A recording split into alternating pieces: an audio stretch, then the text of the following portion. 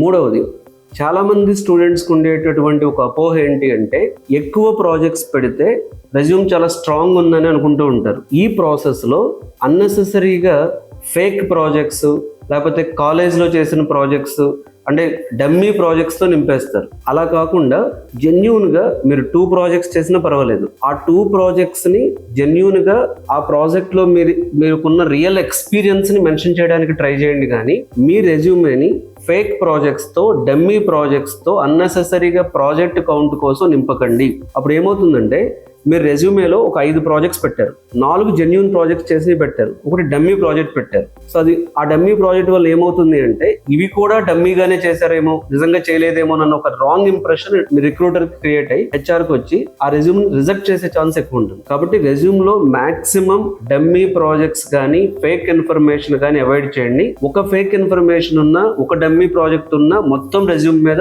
ఆ wrong impression carry అయ్యే chance ఉంటుంది. ఇంకా మీకు ప్రాక్టికల్ గా ఒక ఎగ్జాంపుల్ చెప్తాను. ఒక స్టూడెంట్ ఏం చేశాడంటే 3 ప్రాజెక్ట్స్ పెట్టాడు. ఏమని పెట్టేశాడు? బ్యాంకింగ్ యాప్ లో వర్క్ చేశాను, హాస్పిటల్ పోర్టల్లో వర్క్ చేశాను, ట్రావెల్ బుకింగ్ యాప్ అని వర్క్ చేశాను పెట్టాడు. 3టికి ఒకటే డిస్క్రిప్షన్ పెట్టాడు. అప్పుడు ఏమవుతుంది అంటే ఒక డమ్మీ ప్రాజెక్ట్ లాగా అయిపోతుంది అది. కాబట్టి మీరు రెజ్యూమ్ లో పెట్టే ఇన్ఫర్మేషన్ మీరు నిజంగా చేసిన ప్రాజెక్ట్స్ జెన్యూన్ ఇన్ఫర్మేషన్ నే మెన్షన్ చేయండి.